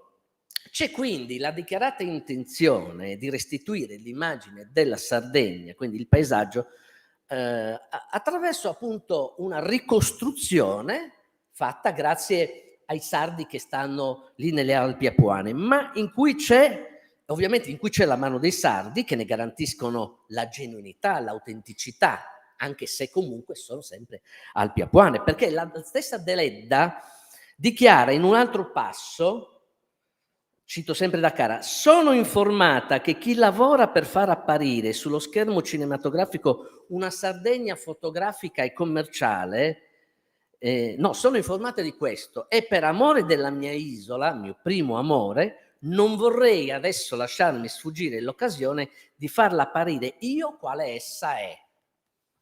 Quindi la Deledda ci sta, collabora con la Duse perché vuole fare questo, vuole restituire attraverso il cinema l'immagine e il paesaggio della sua Sardegna. Tuttavia, quando Deledda vedrà il film, la scrittrice non manifesterà alcun entusiasmo e alle insistenze della Duse per sapere cosa la Deledda pensasse, la Deledda risponderà in una lettera: lei ha fatto di Cenere una cosa bella e viva, ma quando anche così non fosse, mi basterebbe il conforto di aver veduto la mia opera passare attraverso la sua anima e riceverne il soffio vivificatore. Le ripeto, il lavoro è suo, ormai non più mio, come il fiore del sole che gli dà caldo più che della terra che gli dà le radici. Questa è l'immagine con cui chiude la Deledda. E traggo sempre dal libro di Cara. Una chiave di lettura questa che marca la distanza della Deledda dal film. No? Questa distanza la ritroviamo anche nelle analisi di Sandro Bernardi, nello stesso film, quando scrive che nel film della Duse il paesaggio sardo non è funzionale alle passioni e quando Rosalia si guadagna da vivere con le fatiche della mietitura, in quel momento non è sostenuta da un paesaggio drammatico. La distanza, dice Bernardi, fra spazio e racconto raggiunge il massimo nella scena della fuga e della morte che accadono in un luogo qualunque. Fra gli ulivi, in mezzo a una natura solare, idilliache e completamente indifferente. Per contro, invece, dice Bernardi, la scena del lavoro nella fattoria è una veduta ripresa interamente dal vero, con operai che lavorano alla macina e attingono l'acqua da un pozzo, una lunga panoramica molto bene che risente del vedutismo e sposta il centro dell'attenzione sugli operai. Quindi Bernardo segnala questa distanza. In questo rapporto di Deledda con il cinema non va dimenticato che dopo aver collaborato alla prima stesura di Cenere, la scrittrice scrisse per la Tiberfilm un soggetto originale per il cinema, che non fu mai realizzato, ma che in quanto scenario, si intitolava Scenario sardo per il cinema, si presta a una forte connessione con l'idea di paesaggio, perché lo definisce scenario sardo. Pur privi di immagini filmiche, Gianni Olla, che ne ha scritto, mette in evidenza che la storia d'amore tra Maria, figlia di un contadino promessa a un ricco possidente, e un pastore accusato ingiustamente di alcuni reati di nome Giovanni Arras, si svolge per buona parte durante la festa di San Francesco di Lula. E giunge Olla: la scrittura della Deledda è prevalentemente descrittiva, evocativa, legata al paesaggio e al costume, alle tradizioni popolari, in una parola al colorismo pittoresco che rivendicava come adatto al cinematografo. Questo è molto importante, questo passo, perché ci dà l'idea di paesaggio che lei aveva per il cinema. È piuttosto ben riuscita l'evocazione, dice ancora Olla, di un clima quasi documentaristico, così come la sottolineatura della gestualità dei protagonisti, una sorta di cinesica antropologica che certo la scrittrice ben conosceva. A questo proposito, proprio nel suo libro, Olla parla di deleddismo cinematografico. Il deleddismo cinematografico di cui parla Olla fa riferimento ovviamente a un immaginario che attingeva dai romanzi delediani, per cui anche un paesaggio come quello che ritroviamo in Cainà, ne ha parlato la dottoressa Urban prima, richiama dice Gianni Olla, realismo geografico antropologico. In questa definizione il geografico rimanda all'ambiente e al paesaggio, antropologico richiama alla figura, al personaggio che si muove dentro il paesaggio. Quindi realismo geografico antropologico è sostanzialmente una definizione di realismo paesaggistico o di paesaggio realistico, se me lo concedete. L'altro figlio del periodo muto, La Grazia del 29 di De Benedetti, ne ha parlato molto bene e quindi non salto, fu molto apprezzato all'epoca, è tratto dalla novella di Notte e si allontana invece decisamente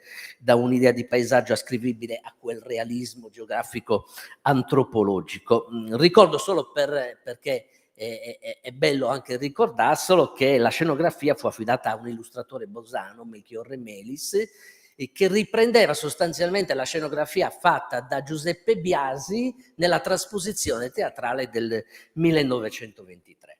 Nel dopoguerra, con l'avvento del sonoro, l'approccio cinematografico al paesaggio delediano cambia notevolmente. Deledda è ancora una fonte preziosa e imprescindibile per osservare la terra sarda. Il cinema sembra voler riprendere quello sguardo che il fascismo aveva interrotto. Ma anche se il neorealismo aveva aperto nuove prospettive allo sguardo cinematografico, in un contesto di tipo meridionalistico, guardate poi il primo film che compare nella storia del cinema è invece di tipo calligrafico, è Le vie del peccato di Giorgio Pastina, che in un periodo di neorealismo che sta veramente dominando la scena culturale non soltanto italiana, si realizza un film sulla base di un soggetto che invece si prestava a un altro tipo di caratterizzazione, con un film di tipo calligrafico. Ma se guardiamo attentamente in questo film si avvertono comunque i segnali di un cambiamento che poi avvertiamo nell'Edera di Genina, con una splendida ambientazione orianese che ci ha fatto vedere la Urban prima, e Amore Rosso di Aldo Vergano, che è girato in Gallura con ottime caratterizzazioni. In questi due film, i film sono comunque solidamente ancorati a una visione della Sardegna carica di tradizioni introverse, in cui il paesaggio è segno di un isolamento che definisce una distanza ancora cristallizzata in una disconoscenza della complessità della nostra isola.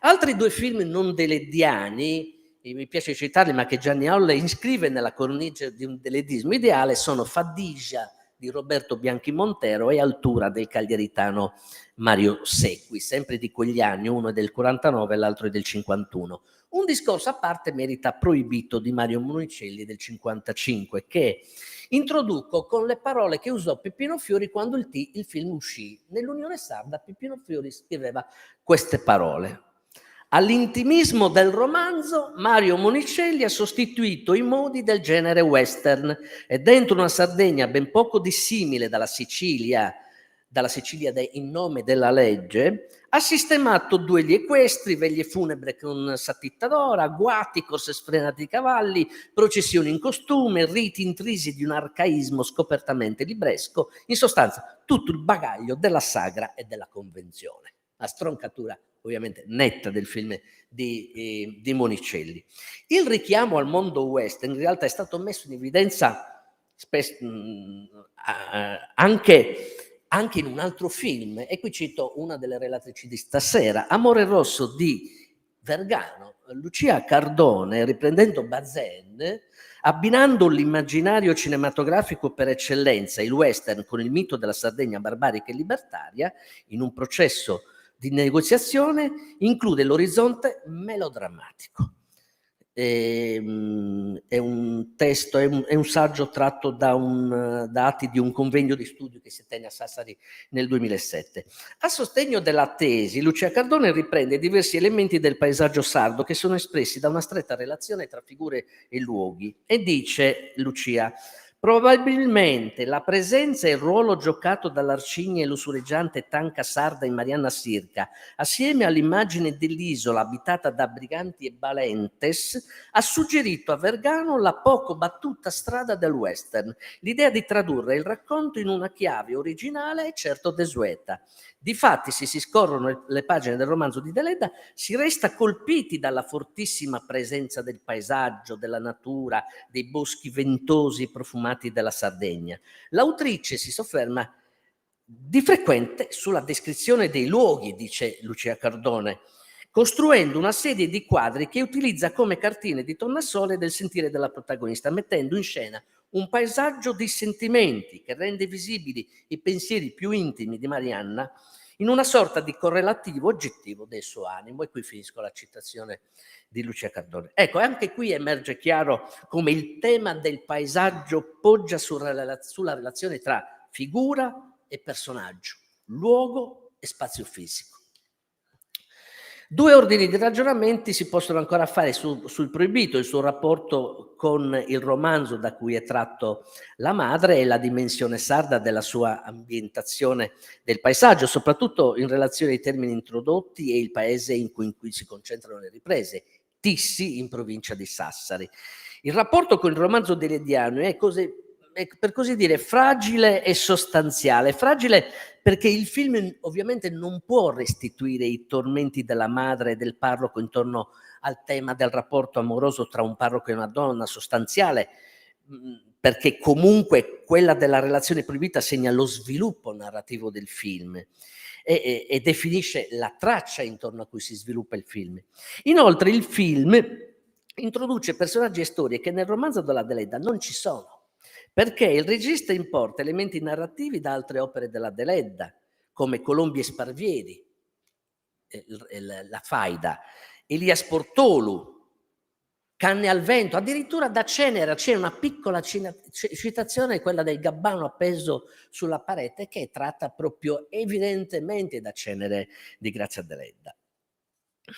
Tuttavia, insomma, Monicelli sceglie di girare in Sardegna, sceglie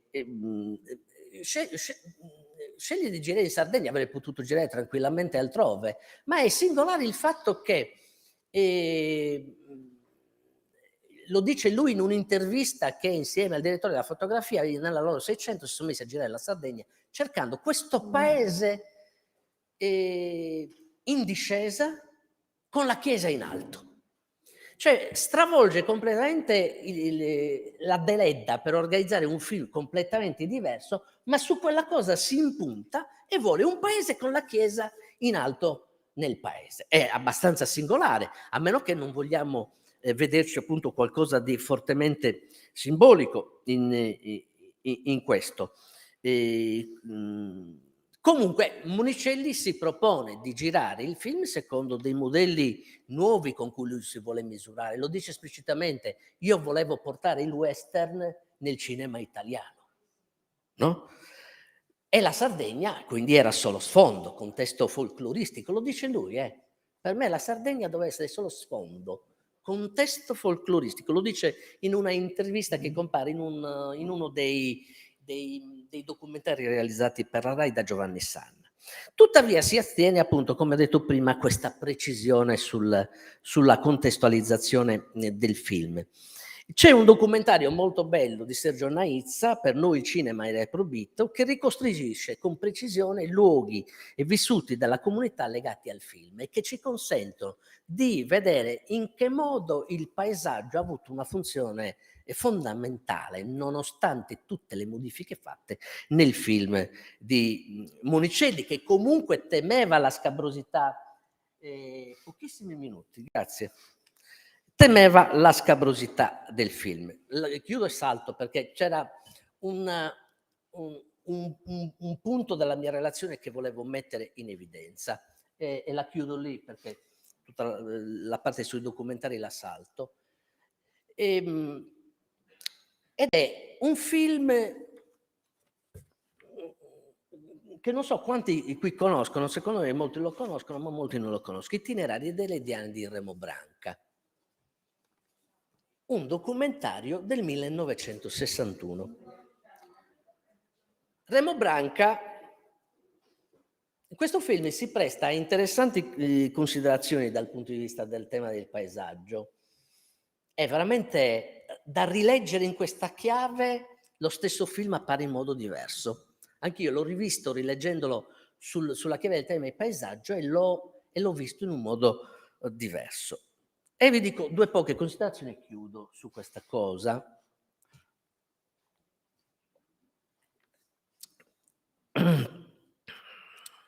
E si presta in considerazioni interessanti perché l'autore, lo ricordiamo, è un incisore e xilografo molto importante nella nostra storia sarda, un artista poliedrico e amante del cinema, ha scritto una marea di libri, oltre che romanzi, su scuola e cinema scolastico in Italia, ed è anche uno dei fondatori della Cineteca Scolastica Italiana.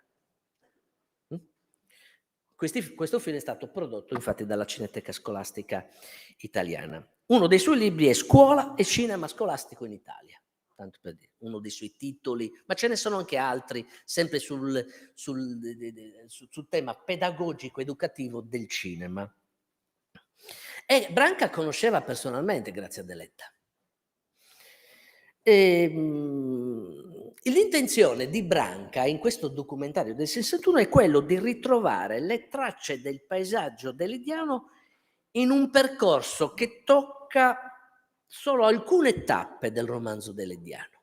Però è interessante vedere come lo fa, perché nasce dalla testa di un autore che aveva ben presente il paesaggio pittorico e lo inserisce in un saggio metanarrativo che vuole cercare nel 1961 le tracce visive che potevano ancora sopravvivere dell'immaginario delediano, come se fossero il segno di un realismo geografico antropologico ancora esperibile a distanza di 50 anni, perché la Deledda i suoi romanzi li ha scritto 50 anni prima.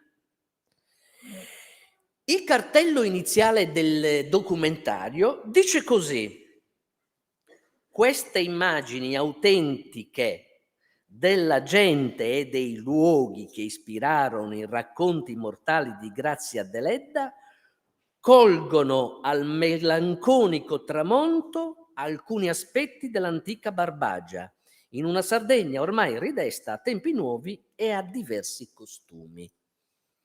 Una lettura così en passant di questa cosa qui non dice niente, però se stiamo un po' più attenti a quello che dice dentro, qualcosa emerge, perché Branca è consapevole che la Sardegna sta cambiando, lo dice qua, no? Ma dice che è comunque ancora possibile cogliere tracce sulla linea del tramonto, cioè la Sardegna, la vecchia Sardegna, l'antica Sardegna sta tramontando, io la sto guardando nella fase del tramonto, ma siccome il tramonto non si è concluso, posso ancora trovare delle cose che io posso farvi vedere e voi pensate che la Deledda 50 anni fa le vedeva così. Lui sta dicendo questo. A un certo punto del documentario, il commento che è scritto da Branca dice: ancora oggi, risalendo dalle coste orientali dell'isola verso le montagne della Barbagia, L'incontro del pastore a cavallo appare come l'unico simbolo di una vita che non è ansiosa di mutarsi. Nel 61 i pastori e nella Barbagia non usano l'auto, ma si muovono ancora a cavallo, come ai tempi della Deledda. Il cavallo è il mezzo di locomozione, è la guida di questo viaggio, perché quest'uomo a cavallo poi ce lo troviamo nel documentario in diversi momenti, come se fosse lui a guidarci dentro il paesaggio, dentro il film. E quindi ci mostra un vecchio pastore nel suo vile, le donne al ruscello che lavano i panni, le strade del paese con la quotidianità dei gesti e dei colori, il paese dove sembra che il tempo, dice, sia fermo e tutto sia immutabile. Il documentario entra persino nella chiesetta delle Grazie di Nuoro, dove è stata battezzata Grazia, e dice: qui è stata battezzata Grazia, no? È come si chiama, il coso dell'acqua della benedizione, che se non mi viene, è lo stesso, no? Lo stesso, esatto, sì. Lo stesso che è stato utilizzato quando Deledda è stata battezzata. Entra nel cortile della casa di Deledda e inquadra una donna che il commento dice è stata serva a casa Deledda. Noi non lo sappiamo se è vero, però il film la presenta come una testimone oggi della Deledda di ieri. E poi mostra la finestra da cui si affacciava Grazia Deledda e che guardava il paesaggio e vedeva i Monti di Oliena, vedeva l'Ortobene, la chiesetta della Madonna del Monte, che si vede nel film, e la chiesetta della Solitudine, che dice il commento è stata da poco ristrutturata. Allora lui non la fa vedere. E allora per far vedere la chiesetta della Solitudine cosa usa? Un quadro con la chiesetta della Solitudine come era prima, perché mostrarla come oggi vuol dire stare nel presente di oggi, mentre invece io voglio mostrare com'era. È singolare questo aspetto. Ci mostra il Monte Gonare, poi si sposta su 3 centri importanti della sto chiudendo, sono l'ultimo passo. Nel mostrarci, perché lo vedo preoccupato, insomma, nel mostrarci per esempio la Orune di Colombi e Sparviera commenta così: la vita sui monti non sembra mutata oggi. Da allora la gente, scomparso il costume, è un po' la stessa di ieri. No? La festa di Orune per la Beata Vergine della Consolata, solo per la gente del posto, è in declino e dice Branca: le feste erano per la scrittrice lezioni pratiche più importanti dei libri che leggeva. Quindi l'uomo a cavallo ci porta nelle valli del Cedrino, ci porta a Galte lì, per dirci e mostrarci che il paesaggio e il paese sembra ancora quello di Ester, Ruth e Noemi di Cani al Vento. Lo dice.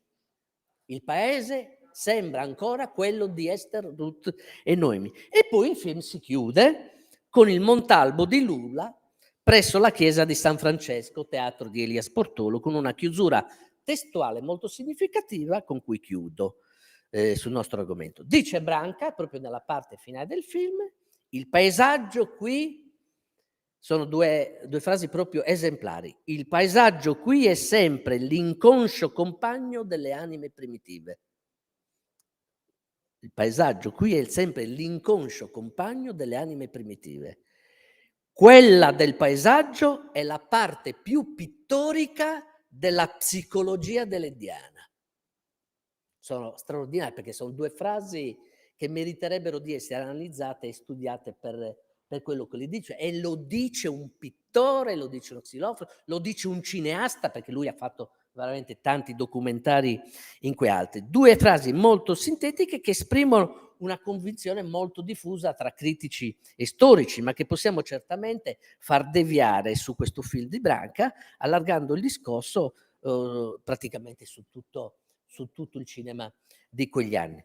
Mi dispiace aver dovuto tagliare un po', soprattutto sui documentari della RAI su cui volevo dire qualcosa, però capisco di aver fatto una cosa un po' troppo più lunga del normale. Ve la leggerete negli atti, insomma. Grazie. Grazie.